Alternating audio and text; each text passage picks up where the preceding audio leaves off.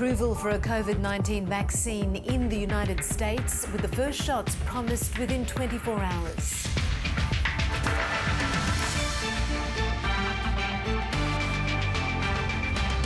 Also ahead, infections soar across Europe, with many countries poised to tighten restrictions.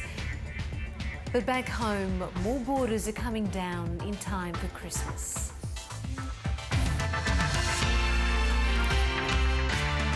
Hello and welcome to ABC News. I'm Mariam Saab. The first doses of the Pfizer vaccine are due to be rolled out in the United States within days. The Food and Drug Administration has approved the vaccination's use. This after the White House heaped public and private pressure on the health regulator. Nearly 300,000 Americans have died from the virus, and there are high hopes that vaccinations will slow a devastating third wave. Correspondent Greg Jennett reports from Washington. Swabs, syringes and saline at the ready, but not a drop of Pfizer's vaccine just yet. It's on ice, under lock and key. We only have about 90 seconds to unload the box and get it in the freeze. Until it's approved for release in hospitals. Impatience is palpable at the White House. I want to just wish everybody a very happy Hanukkah. Donald Trump's got Dr. Stephen Hahn and the Food and Drug Administration he heads right in his sights. It's a big, old, slow turtle, he complains. Get the damn vaccines out now, Dr. Hahn. And the last jab? Stop playing games and start saving lives. The President then ordered his Chief of Staff, Mark Meadows, to follow up with a phone call, just like last week. We had a very robust discussion, and I know that term sometimes is loaded, robust. Only this time, it's reported, Stephen Hahn's job was threatened if he didn't hurry up with final approval. The FDA boss put it more politely that he was encouraged to work expeditiously. You should have confidence in this. There's no political influence. These are first-rate scientists. The FDA's Pfizer approval walked the line between emergency assessment and proper process, but it did come through in its own good time. Injections will start next week. We have delivered a safe and effective vaccine in just 9 months. This is one of the greatest scientific accomplishments in history. It will save millions of lives and soon end the pandemic once and for all. America's moment of truth is coming. A year of public health missteps, misinformation and outright denial of this pandemic has brought the country to this point with its 15 million infections.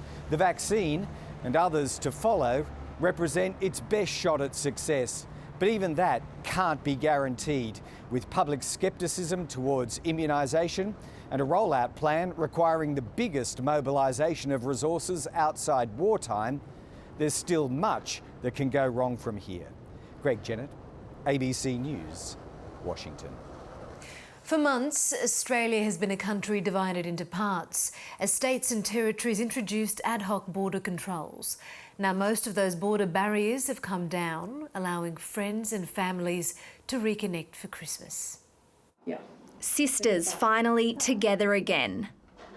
After missing out on birthdays, Yes, you like tickles, don't you? and an exciting announcement, Christmas in Tasmania will be even more special for this Melbourne resident. Doesn't matter how long you've been away, at the end of the day it's always the same and it's family, but I think it was an instant sigh of relief. Most states and territories have now reopened. Queensland has stepped down its border restrictions. Victoria is removing its permit system for South Australian arrivals from tonight. And Western Australia has reopened to most jurisdictions. Arrivals from South Australia are allowed, but still have to quarantine.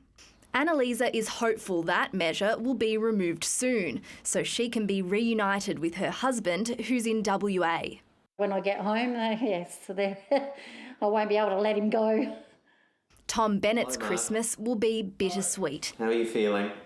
His dad, Mark, who lives in Melbourne, was diagnosed with terminal cancer in February. My dad gets a bit of a break from chemotherapy over the Christmas period, so it's just relieving to know that we're going to get a chance to share some good times with him as well.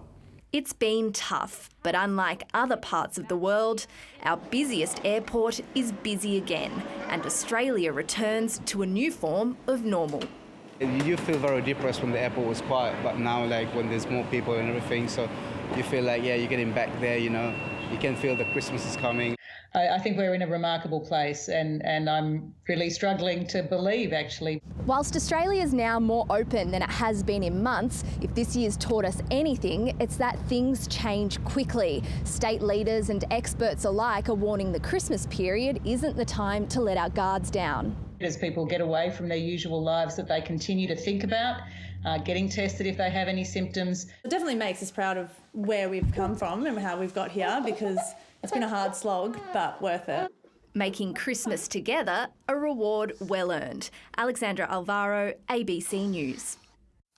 5 asylum seekers brought to Australia for medical treatment have been released from detention. They're the first of about 200 detainees brought to Australia under the Medevac legislation to be freed, and lawyers say others will follow. Margaret Paul reports.